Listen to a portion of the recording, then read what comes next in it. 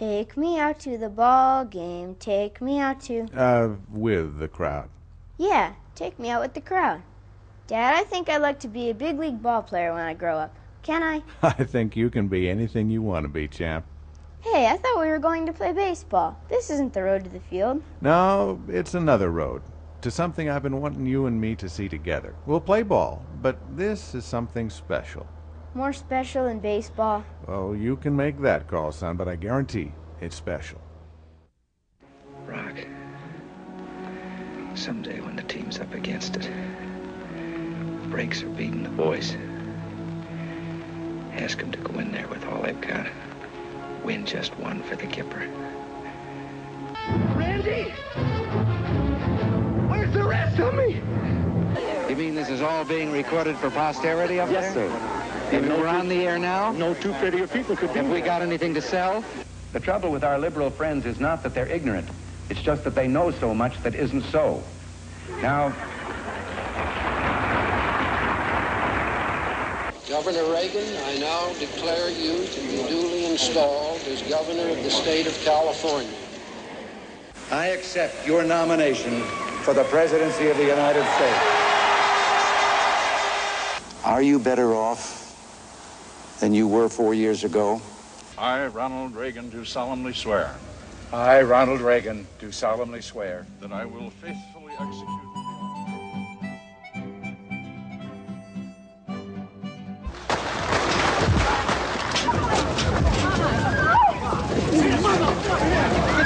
Back up! Get him out!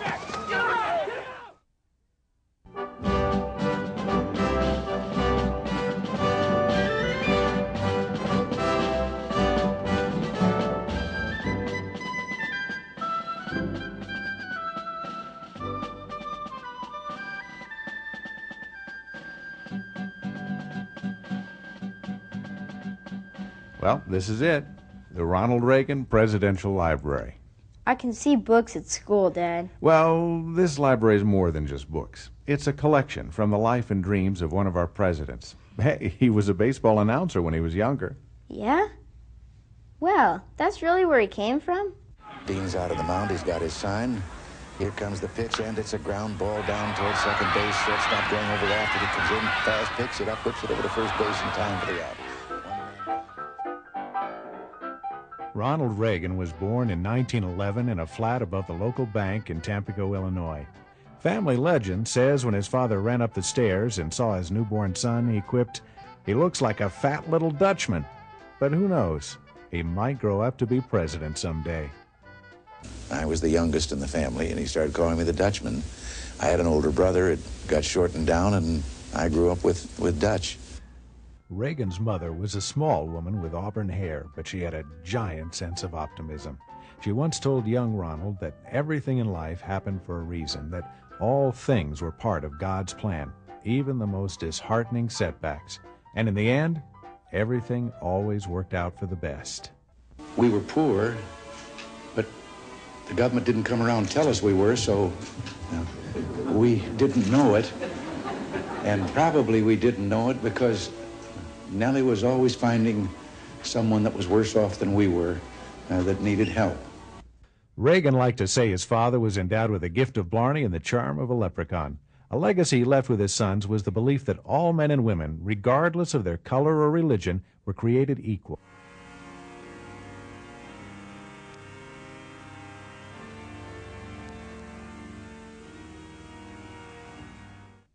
Reagan's father refused to let him see one of the first movie blockbusters, Birth of a Nation, because Jack Reagan felt it glorified the Ku Klux Klan. That picture, as you know, was a classic, not so much for the subject matter. It had charted a whole new course in the method of making pictures, and therefore is still considered today a kind of historic monument. But our father said it was about the Ku Klux Klan, and no one in his family was going to see that picture. And to this day, after more than 25 years in the motion picture industry, I haven't seen it, and I don't intend to. As a child, Ronald and his family moved quite often. His father was always searching for a better life for his family, and that made Ronald always the new kid in school. When he was 9, they moved to Dixon, Illinois. He remembered fondly that their home on Hennepin Avenue had a small table in the living room with a bowl that his mother often filled with popcorn when they gathered there in the evening. You have to remember that in a town like Dixon during the early 20s, people had to rely on themselves for entertainment, and Ron's mother was excellent at that. She was the star performer of a group in Dixon that staged what they called readings. Whether comedy or drama, Nellie, that was his mother's name, always threw herself into a part. Her son Ron felt that performing was her first love. One day she helped Ron memorize a short speech and persuaded him to present it that evening at a reading. Summoning his courage, he walked up to the stage, cleared his throat, and made his theatrical debut. And he loved the response from the audience. He walked off the stage convinced his life had changed.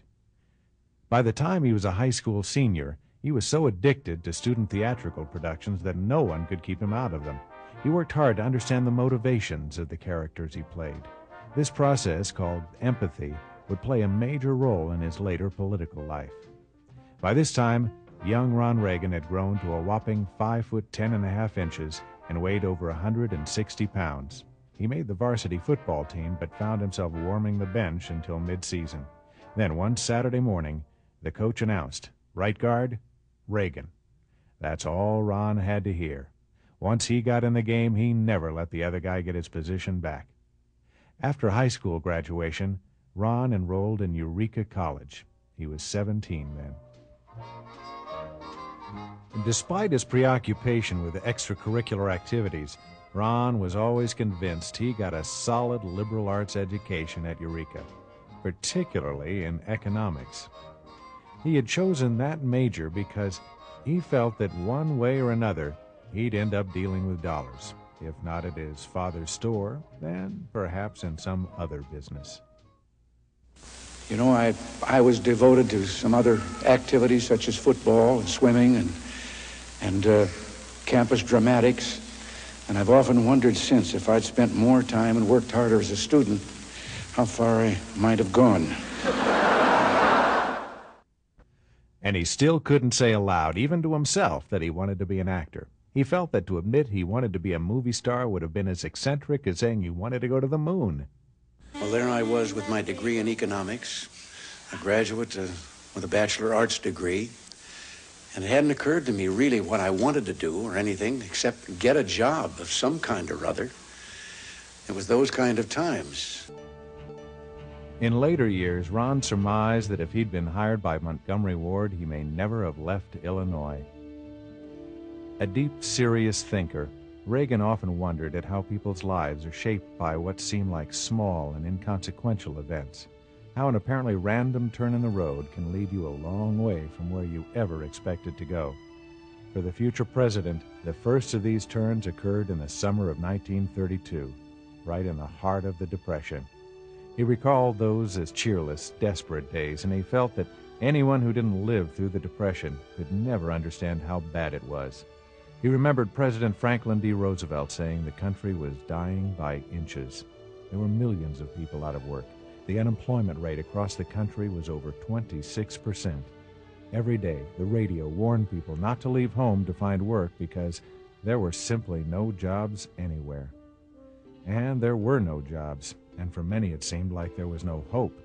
In Dixon, a town of nearly 10,000 people in northwestern Illinois where the Reagans lived, many farm families had lost their land to crushing debt. The local cement plant that had provided many of the jobs closed. On downtown streets there were perpetual clusters of men huddled outside boarded-up shops. Ron had been lucky. In the summer of 1932, he was working his 7th year as a lifeguard at Lowell Park, and he saved enough money to finance a job-hunting trip to Chicago. He had a new college diploma